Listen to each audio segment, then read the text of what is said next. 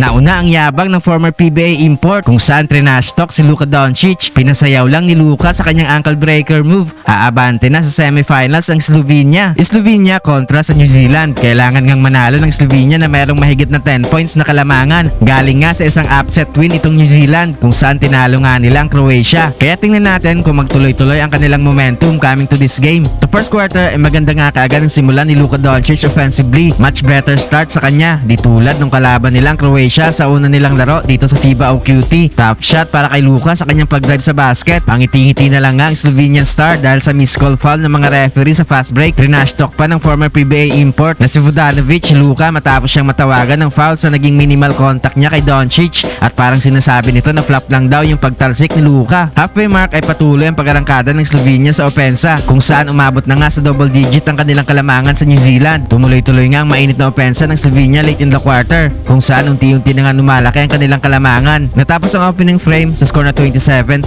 18-point lead para sa Slovenia. Sa second quarter ay naging kontrolado pa rin nga ng Slovenia ang laro. Mali ng trinash talk si Vodanovic noong first quarter kung saan naging agresibo nga si Luka Doncic sa pag-atake sa loob ng paint. Hirap nga itong New Zealand na pigilan itong mga ganitong shot attempt ni Luka. Grabe nga itong hops ng import ng Slovenia na si Josh Nebo sa kanyang pagkuha ng rebound mula sa mintis ni Luka sabay slam dunk sa ilalim. Pero sa halfway mark ay paunti-unting nakakalapit ang New Zealand. Baba sa 10 points ang kanilang hinahabol matapos ang 3-point shot ni Webster. Tuluyan na nga nilang naibaba sa 5 points ang lamang ng Slovenia matapos ang 6 straight points na Shea Ellie late in the quarter. Natapos ang first half sa score na 46-39, 7-point lead para sa Slovenia. Third quarter ay patuloy ang paghahabol ng New Zealand. Mainit pa rin nga itong sa opensa sa Shea Ellie. Naipasok niya pa itong kanyang bailout shot before the shot clock buzzer. Sa harapan mismo yan ni Luka Doncic. Papasok ang halfway mark ay umarangkada ulit ang opensa ng Slovenia. Gandang move ni Luka sa kanyang half spin sabay fadeaway shot ala Dirk Nowitzki. Struggle na nga itong New Zealand sa pagkuha ng basket. Sa ganda din ang pinapakita defensively ng Slovenia. Pinasayaw pa ni Luka si Vodanovic sa perimeter. Sabay drive sa basket. Iwan nga dito ang depensa ng former PBA import. Umabot na nga sa 20 points ang lamang ng Slovenia late in the quarter. Kaya pansamantala munang pinagpahinga si Luka Doncic. Pero kahit nga wala si Luka sa loob ng court ay patuloy ang pagpuntos sa kanyang kupunan kung saan naging mainit nga ang 3-point shooting ni Prepelic. Napapacheer na lang nga itong si Luka sa sideline. Nakapagpabaon pa si Luka ng isang malayong tres before the buzzer para bigyan ng 20-point lead ang Slovenia after ng third frame sa score na 77-57. Sa simula ng fourth quarter ay agad nakatres si Luka Doncic. Naging back and forth nga ang opensa ng both teams. Halos masira nga itong shot clock matapos ang slam dunk ni Josh Nebo. Na-maintain nga ng Slovenia ang kanilang kalamangan. Kaya sa huli nga ay talo ang New Zealand at bigo din silang maibaba sa 10 points ang lamang ng Slovenia.